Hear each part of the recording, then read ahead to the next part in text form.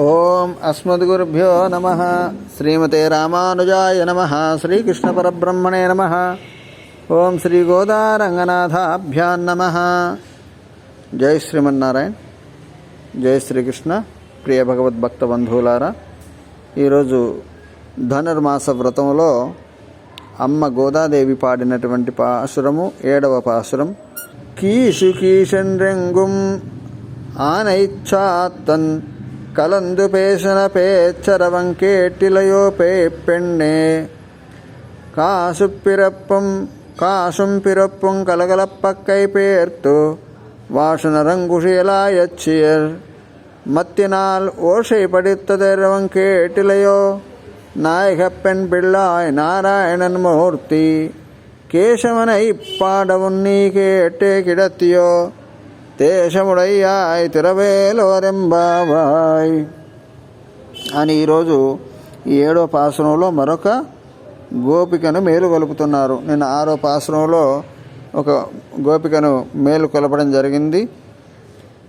గరుత్మంతుని యొక్క యజమాని అయిన విష్ణు ఆలయంలో శంఖధ్వని అని యోగుల హృదయాల్లో నిద్రించి ఉన్నటువంటి ఆ స్వామి హరినామాన్ని పలుకుతున్నారని ఇలా ఉపమానాలు చెబుతూ నిద్ర లేపుతున్నారు. ఈ రోజుటి పాశ్రంలో కీషు కీషండ్రుయంగుం అని కీచుకీచు అంటూ అంతటా భరద్వాజ పక్షులు ఒకదానితో ఒకటి కలిసి పలికిన పలుకుల యొక్క భావాన్ని వినలేదా అమ్మ ఓ పిచ్చి పిల్ల అని లేపుతున్నారు. పెണ്ണే అంటే ఓ పిచ్చి పిల్ల అని లేపుతున్నారు, మేలుకొలుపుతున్నారు లోపల ఉన్నటువంటి ఒక గోపికను. కాశం పిరప్పం కలగలప్పక్కై పేర్తు ఆ గోపికలందరూ కూడా పెరుగును చిలుకుతున్నప్పుడు వాళ్ళ యొక్క మెడలో ధరించినటువంటి తాలిబొట్టు మంగళసూత్రాలు గలగలా అని శబ్దిస్తున్నాయి. ఆ శబ్దం నీకు వినబడట్లేదా అమ్మా? వాళ్ళ ఆ కవ్వం తిప్పే సమయంలో వాళ్ళ చేతి గాజులు కూడా గలగలమంటున్నాయి, ధ్వనిస్తున్నాయి. అవైనా నీకు వినబడడం లేదా? ఇంకా నిద్రపోతున్నావు అని తెల్లవారిన దానికి గుర్తుగా వాళ్ళు చెప్తున్నారన్నమాట. అలాగే కైపేర్తు వాషనరం కుజల్ ఆయచ్చయర్ అని వాళ్ళు త్రిప్పుతూ ఉండగా పరిమళ విరజిమ్ము కేశములు గల గోపికలు వాళ్ళ కేశములు ఎలా ఉన్నాయట? మంచి పరిమళాన్ని విరజిమ్ముతున్నాయట.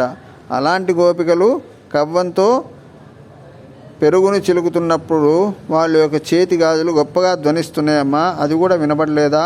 ఆ పెరుగు యొక్క ధ్వని కూడా, పెరుగు అంటే ఈనాటి పెరుగు లాంటిది కాదండి, చాలా గట్టిగా ఉండేది కాబట్టి వాళ్ళు చాలా శ్రమపడి చిలకవలసి వచ్చేది. అంత మందమైన పెరుగును చిలుకుతున్నప్పుడు ధ్వని కూడా గొప్పగా వచ్చేదట. పెరుగు ధ్వని కూడా బయటికి వినపడుతుందట.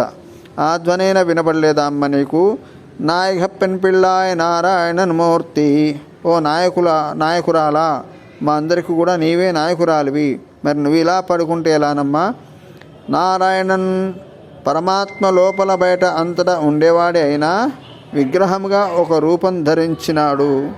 కేసి అనేటువంటి రాక్షసుని సంవరించిన వారి గురించి పాడుతున్నప్పటికీ ఆ భగవన్నామ వైభవాన్ని వినైనా నీకు మేలుకు రావట్లేదా అమ్మా?